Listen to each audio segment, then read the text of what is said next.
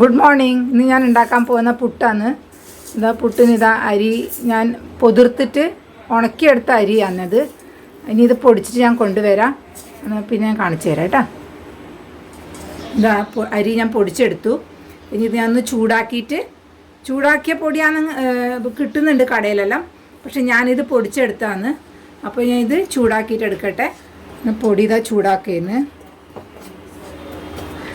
പുട്ടിന് വേണ്ടി കുറച്ച് കൂടുതൽ ചൂടാക്കണം, എന്നാലേ ആ തരിയായിട്ട് ഇരിക്കുള്ളൂ. പൊടി നല്ല പോലെ പൊടിച്ചിട്ടുണ്ട്, നല്ല മിൻസാക്കി പൊടിച്ചിട്ടുണ്ട്, എന്നാലേ പുട്ടിനൊരു രുചിയുള്ളൂ.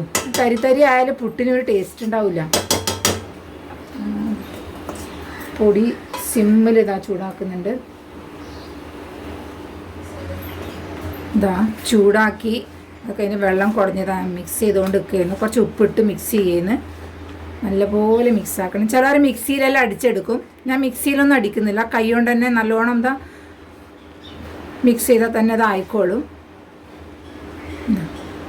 ഇതിങ്ങനെ പിടുത്തത്തിൽ വരണം, അപ്പോൾ ഇത് കറക്റ്റായി. വെള്ളം കുടഞ്ഞതാണ് മിക്സ് ചെയ്തെടുത്തു. ഞാൻ ഉണ്ടാക്കാൻ പോയിന്ന്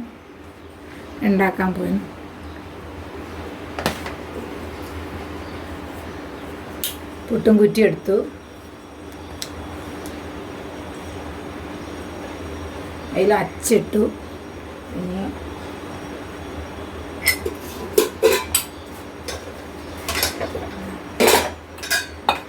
തേങ്ങ ഞാൻ ചിരകി വെച്ചിരുന്നു. എനിക്ക് തേങ്ങ നല്ലോണം വേണം, തേങ്ങ ഇട്ടില്ലെങ്കിൽ എനിക്ക് ഇഷ്ടമല്ല. നല്ലോണം തേങ്ങ വേണം എനിക്ക്. തേങ്ങേൻ്റെ ഒരു വലിയ ആളാണ്. തേങ്ങയും കരിയേപ്പലും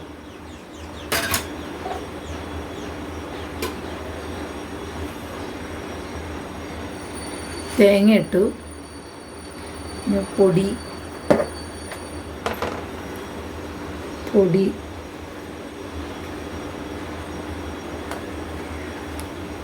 പിന്നെയും കുറച്ച് തേങ്ങ. എനിക്ക് ഈ കുറ്റിയിൽ 4 പ്രാവശ്യം തേങ്ങ ഇടണം, നല്ല കുറ്റിയിൽ കറക്റ്റായിട്ടിരിക്കുള്ളൂ.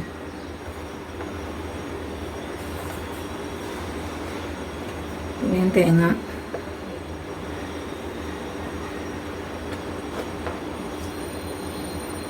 പിന്നെയും പൊടി,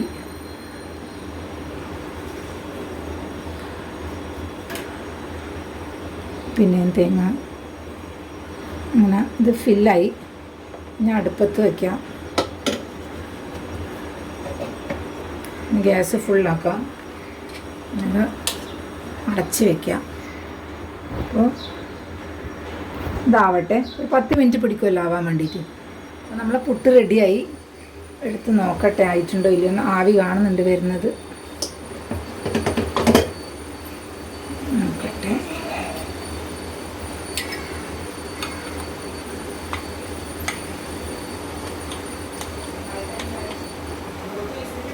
ഇതെടുക്കുമ്പോൾ കുറേ സൂക്ഷിക്കണം, പൊട്ടിയതാണെങ്കിൽ ആരും തിന്നൂല.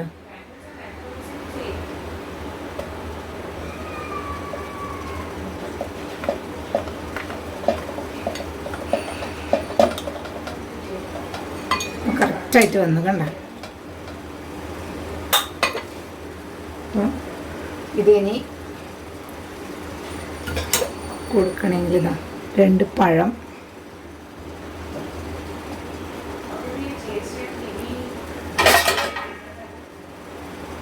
കുറച്ച് പഞ്ചസാരയും. ഇവിടെ പപ്പടമൊന്നും കഴിക്കില്ല, ഇവിടെ പഴം അല്ലെങ്കിൽ പഞ്ചസാര, ഇങ്ങനെയാണ്. അപ്പോൾ എൻ്റെ ഇന്നത്തെ പുട്ട് റെഡിയായി. അപ്പോൾ എല്ലാവരും എന്നെ സബ്സ്ക്രൈബ് ചെയ്യാൻ മറക്കരുത് കേട്ടോ. സബ്സ്ക്രൈബ് ചെയ്താലേ എനിക്ക് മുന്നോട്ട് പോകാൻ പറ്റുള്ളൂ.